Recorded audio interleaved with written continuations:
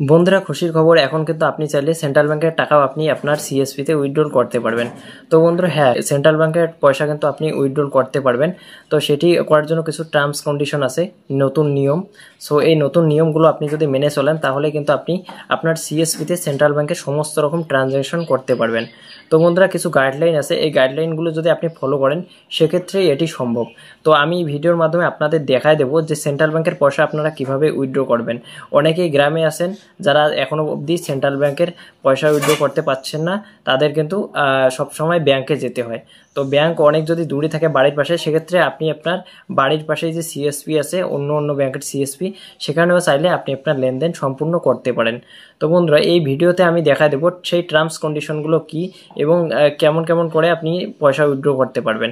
তো আপনি কিন্তু চাইলে এখন থেকেই পয়সা আপনার সিএসপিতে উইথড্র করতে পারবেন। যেমন কিছু কিছু কোম্পানি আছে যাদের কিন্তু উইথড্রল হচ্ছিল না, যেমন স্পাইস মানি, পেনিয়ার বা রেপিপে, ইজি পে এবং ভারত ফাইন্যান্সের সিএসপি, ইন্ডাসইন্ড ব্যাংক এবং অন্য অন্য যে আদার সিএসপিগুলো আছে, তারা কিন্তু উইথড্রল করতে পারতো না।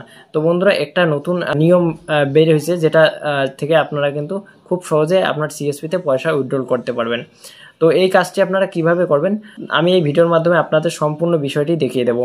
তো বন্ধুরা যদি ভিডিওটি অবশ্যই আপনাদের ভালো লাগবে মনে করি, যদি ভালো লেগে থাকে সেক্ষেত্রে আপনারা এই চ্যানেলটিকে অবশ্যই সাবস্ক্রাইব করুন আর পাশের বেল বাটনটি বাজিয়ে দিন।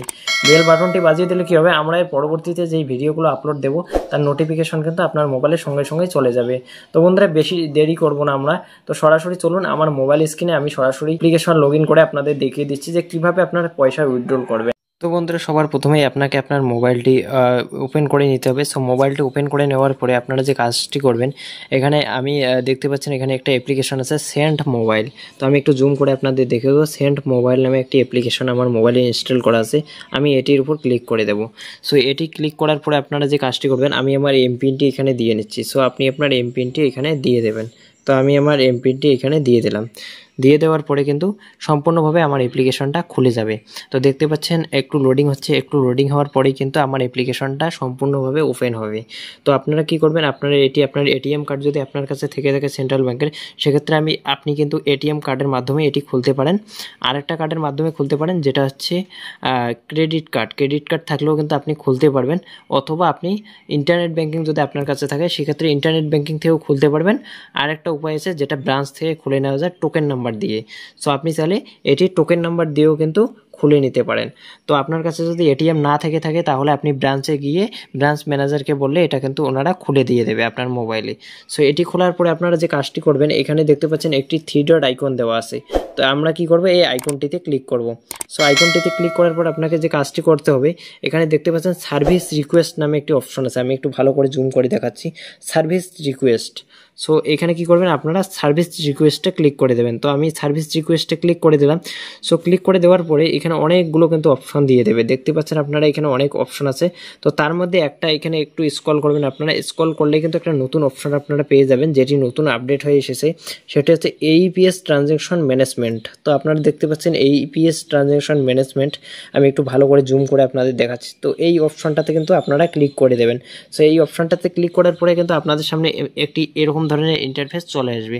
তো আপনারা কি করবেন, এখানে দেখতে পাচ্ছেন অ্যাকাউন্ট নাম্বার। সো আমি কি করব, সিকিউরিটি পারপাস রিজনের কারণে আমি এটি হাইড করে দেব। আপনারা কি করবেন, অ্যাকাউন্ট নাম্বারের এখানে ক্লিক করে আপনার অ্যাকাউন্ট নাম্বারটি আপনি সিলেক্টেড করে দেবেন। তো আমি এখানে ক্লিক করে আমার অ্যাকাউন্ট নাম্বারটি সিলেক্টেড করে দিলাম। সিলেক্টেড করার পরে দেখতে পাচ্ছেন একটি লেখা এখানে চলে এসেছে, এইপিএস ট্রানজ্যাকশন কন্ট্রোল। সো আমি কি করব, এখানে ক্লিক করব। করার পরে এখানে দুইটা জিনিস আছে, একটা আছে অ্যানাবেল, একটা আছে ডিসেবল। তো আমি কি করব, অ্যানাবেল করে দেব। সো দেখতে পাচ্ছেন আমি একটু জুম করে আপনাদের দেখাচ্ছি, অ্যানাবেলের উপর ক্লিক করে দেবেন।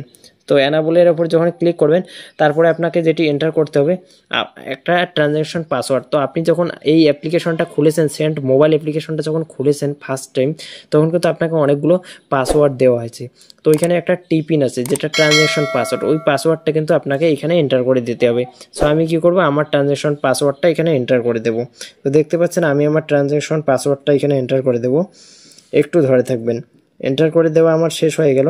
আমি কি করব, এবার প্রসিড, দেখতে পাচ্ছেন নিচে প্রসিড দেওয়া আছে, আমি প্রসিডের উপর ক্লিক করলাম। করার পরে আপনাদের সামনে এরকম ধরনের একটি ইন্টারফেস শো হবে, কনফার্মেশন।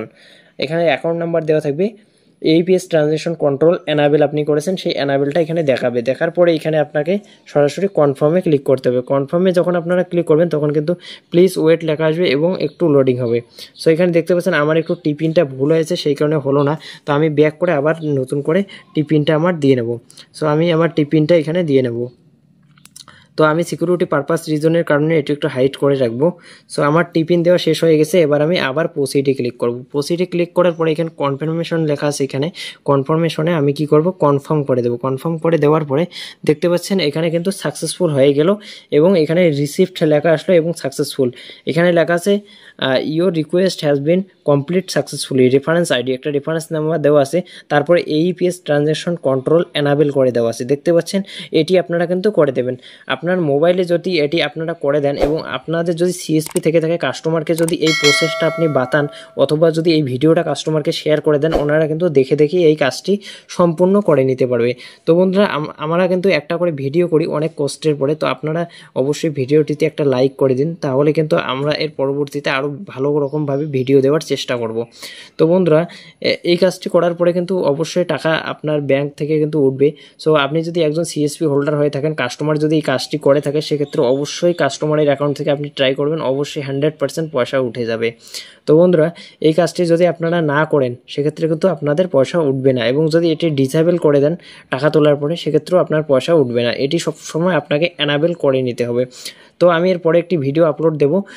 সো আমি যদি ভিডিওটা আপলোড করে দিই তাহলে কিন্তু এখানে সরাসরি ভিডিওটির লিঙ্ক আমি এই ভিডিওর ডেসক্রিপশন বক্সে দিয়ে দেবো। আপনারা সেখান থেকেও কী করে ইন্টারনেট ব্যাঙ্কিং রেজিস্ট্রেশন করবেন আপনারা, এবং কিভাবে আপনি আপনার সেন্ট মোবাইল অ্যাপ্লিকেশন খুলবেন ডেবিট কার্ড অথবা নেট ব্যাঙ্কিংয়ের মাধ্যমে, এই নিয়ে আমি পরবর্তীতে একটি ভিডিও আপনাদের জন্য তৈরি করব। তো বন্ধুরা, যদি এই ভিডিওটি ভালো লেগে থাকে তাহলে অবশ্যই কমেন্ট করুন, ভিডিওটির মতামত জানান আর ভিডিওটিতে লাইক করুন।